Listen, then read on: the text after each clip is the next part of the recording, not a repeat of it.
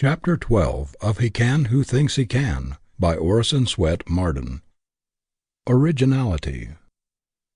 No human being ever yet made a success trying to be somebody else, even if that person was a success. Success cannot be copied, cannot be successfully imitated. It is an original force, an individual creation. Every man will be a failure just in proportion as he gets away from himself and tries to be somebody else, and to express somebody else instead of himself. Power comes from within or from nowhere. Be yourself.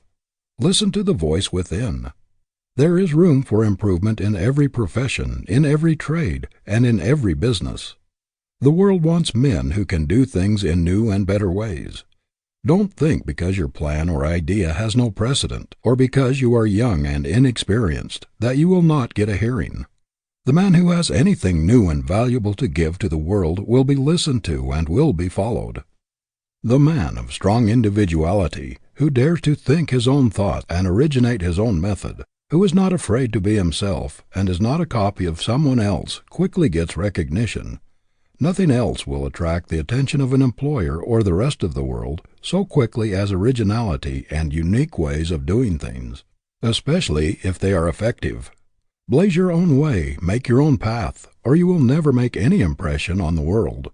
It is striking originality that attracts attention. The world admires the man who has the courage to lift his head above the crowd, who dares to step to the front and declare himself. Never before was originality so much at a premium. The world makes way for the man with an idea. It is the thinker, the man with original ideas and the new up-to-date methods, who is the real productive force in a community. He is wanted everywhere. But there is very little demand for human machines. The world is full of followers, learners, and taggers, who are willing to walk in old trails, and to have their thinking done for them. But it is seeking the man with original force who leaves the unbeaten track and pushes into new fields, the physician who departs from the precedent of those who have gone before him, the lawyer who conducts his case in an original way, the teacher who brings new ideas and methods into the schoolroom, and the clergyman who has the courage to proclaim the message which God has given to him, not that given to some other man who has put it into a book. The world wants preachers who get their sermons out of life, not out of a library. There are 1,000 people who will do faithfully what they are told, to one who can lay out a program or execute it. 1,000 who can only follow, to one who can lead. It is a rare thing to find a young man who has the power of initiative and the ability to put a thing through with the force of originality. Whatever your work in life, do not follow others. Do not imitate. Do not do things just as everybody else has done them before, but in new, ingenious ways. Show the people in your specialty that precedents do not cut much of a figure with you, and that you will make your own program. Resolve that, whether you accomplish much or little in the world, it shall be original, your own. Do not be afraid to assert yourself in a bold, individual way. Originality is power, life. Imitation is death. Do not be afraid to let yourself out. You grow by being original, never by copying, by leading, never by following. Resolve that you will be a man of ideas, always on the lookout for improvement. Think to some purpose. There is always a place for an original man. There is nothing else which will kill the creative faculty and paralyze growth more quickly than following precedents in everything and doing everything in the same old way. I have known progressive young men to stop growing, become hopelessly rutty, and lose all their progressiveness by going into their father's stores, factories, or places of business, where everything was done in the same old-fashioned way, and the precedents were followed in everything. They lost all expansiveness. There was no motive for reaching out for the new and the original, because their fathers would not change. I have seen splendid fellows who might have become great and grand men, shrivel to pygmies in their fathers' ruts. How many of our business houses are weighted down with machinery, old, antiquated methods, ponderous bookkeeping, and out-of-date appliances, when new devices or new methods with short-cut ways of doing things would enable them to economize greatly on room and to get along with much less help, but they cling to the old with a fatal tenacity. This is why so many old concerns, which have been strong and powerful for generations, gradually shrink, shrivel, get into ruts and fail, while their newer competitors, the bright young men who have gone out from these houses, do things in a new way, adopt up-to-date methods, keep up with the times, and go on to greater success. There is a great advertising quality in originality or uniqueness. The man who does business like the great majority of men, although he may have superior ability, does not attract much attention. But if he makes his own path, adopts original and progressive methods, puts his specialty in a class by itself, and attracts attention, everybody who patronizes him is a traveling advertisement for him.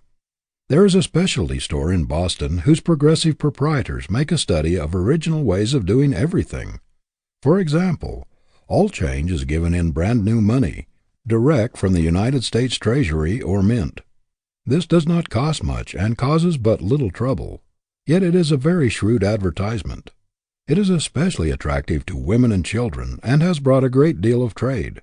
Aside from the danger of handling old soiled money, which has been no one knows where, it gives a sense of pleasure to handle new, crisp bills and brand new bright coins. This is only one of the many unique methods this concern adopts. People flock to the most up-to-date establishments, for they know that the newest styles, the latest and freshest goods, the greatest variety, the best display of taste, and the most appropriate things are to be found there. It is well known that those up-to-date houses pay the largest salaries and have the best buyers. There is a hotel in New York which needs no advertising. It is one of the institutions which people visit out of interest, and they are always talking about it. Other things being equal, they will patronize it. If they cannot afford to have rooms there, they will go there to dine, to see the fashions and prominent people. The amount of free advertising which this hotel has had, in addition to what, perhaps, other first-class hotels get, would probably have cost, if paid for, half as much as the hotel is worth. The same is true in every line of endeavor.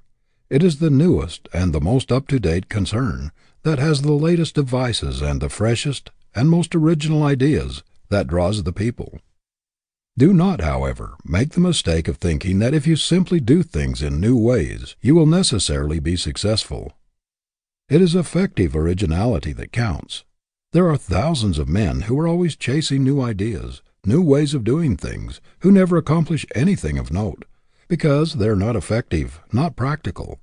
I know a man who adopts every new device that comes along, and has thus practically run through a large estate left him, because he did not have the judgment or the sagacity to select really effective devices or methods in the management of his affairs. The shrewdest thing a young man can do, to say nothing of the influence upon his character, is to put the greatest possible originality and the highest possible excellence into everything he does, to make a resolution at the very outset of his career, to stamp his individuality upon everything that goes out of his hands, and to determine that everything he does shall have the imprint of his character upon it as a trademark of the highest and best that is in him. If he does this, he will not require a large amount of capital to start a business and to advertise it. His greatest resources will be in himself. Originality is the best substitute for advertising, as well as the best thing to advertise, if quality goes with it. Some men are absolutely afraid to do things in a new way. They must follow somebody else. What was good enough for my father and grandfather is good enough for me, seems to be their motto. They cannot see any reason for changing. They must have a precedent for everything or they reject it. They cannot appreciate a new idea or a new way of doing things. They think there must be something the matter with it if it has not been used before. They have a peculiar love for the old. The antique appeals to them. They think the value of things lies in their age. These people with hide-bound intellects stand in the way of progress. Every town has these precedent men in the same old-sized stores with the same old out-of-date shop windows, the same methods of displaying goods, the same old cumbersome systems in the counting room. They are progress-proof. New ideas frighten them. The precedent man is always nonplussed, embarrassed by anything new, or when confronted with a condition which requires something original. He must get hold of something which has been used before, or he is powerless. Many people think it is unfortunate to be unlike others in their personalities. They are always afraid of being thought peculiar or eccentric. Yet the Creator never made two things alike, nor any two people alike. Nature breaks her mold at every new birth. Great characters always have strong individuality and originality, characteristics which mark them from the crowd. To be eccentric is not to be weak, but more often it is a sign of strength. Lincoln had eccentricities, but they were inseparable from his great character. Eccentricities do not make a person disagreeable or repulsive, are often advantages rather than disadvantages. What is more monotonous than a dead level, insipid character that has no strongly marked features which individualize it? We all love a great nature, a strong, vigorous, rugged personality, which impresses us with power, something colossal which looms above us and inspires us with awe and admiration, such as we feel when standing under some mighty mountain cliff towering above us into the clouds. We do not wish the rugged crags smoothed off. They add to the peak's sublimity. They suggest majesty and power. Why should we want to plane off the eccentricities of a great character, or the individuality which characterizes him and distinguishes him from all others? We believe in the original man or woman who does not remind us of others, who makes a new, strong, vigorous, and lasting impression upon us, who does not imitate or follow, who makes his own program, who acts upon his own judgment, who leans upon nobody, and who does not ask advice, but acts fearlessly, boldly, independently. We know there is force there that can do things, that can achieve, a reserve power that makes its possessor a master. Fearlessness is a quality absolutely necessary to great achievement. Courage always accompanies force. It is a marked quality of the original man. Imitators are timid, weak. Do not be afraid of being original. Be an independent, self-reliant, new man, not just one more individual in the world. Do not try to be a copy of your grandfather, your father, or your neighbor. That is as foolish as for a violet to try to be like a rose, or for a daisy to ape a sunflower. Nature has given each a peculiar equipment for its purpose. Every man is born to do a certain work in an original way. If he tries to copy some other man, or do some other man's work, he will be an abortion, a misfit, a failure. Do not imitate even your heroes. Scores of young clergymen attempted to make their reputations by imitating Beecher. They copied his voice and conversation, and imitated his gestures and his habits, but they fell as far short of the great man's power as the chromo falls short of the masterpiece. Where are those hundreds of imitators now? Not one of them has ever made any stir in the world. The world puts its ban upon all imitations.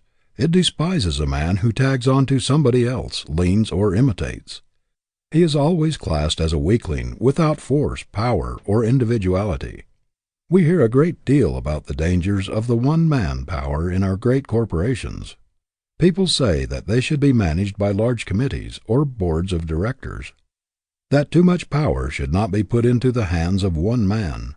But there is one original, dominating character in every committee, on every board of directors, who towers above all others and ultimately rules. It is impossible to get away from the domination of a strong, original, forceful character. Just be yourself. The consciousness that you are not another in the slightest degree, that there is no suggestion of being a copy of somebody else about you, is a great power in itself. It increases your confidence. The very reputation of being original buttresses you in any community. It helps you to have people say, after talking with you, "There I met an original man today, who did not even remind me of anybody else I have ever seen." It is refreshing to talk with a man who never reminds you of others, who uses no cant, who is not the slave of precedent, who walks on his own legs, who has no use for crutches, and who never leans, a man of force who radiates power. Why try to be somebody else? To be yourself, or to express yourself with originality and power, is the greatest thing you can do. You cannot be another if you try. It only makes you unnatural and ridiculous, and robs you of the power which comes from self-expression, from being yourself. The more you differ from another man by nature, the more ridiculous you will make yourself by attempting to imitate him. Real strength inheres in personality.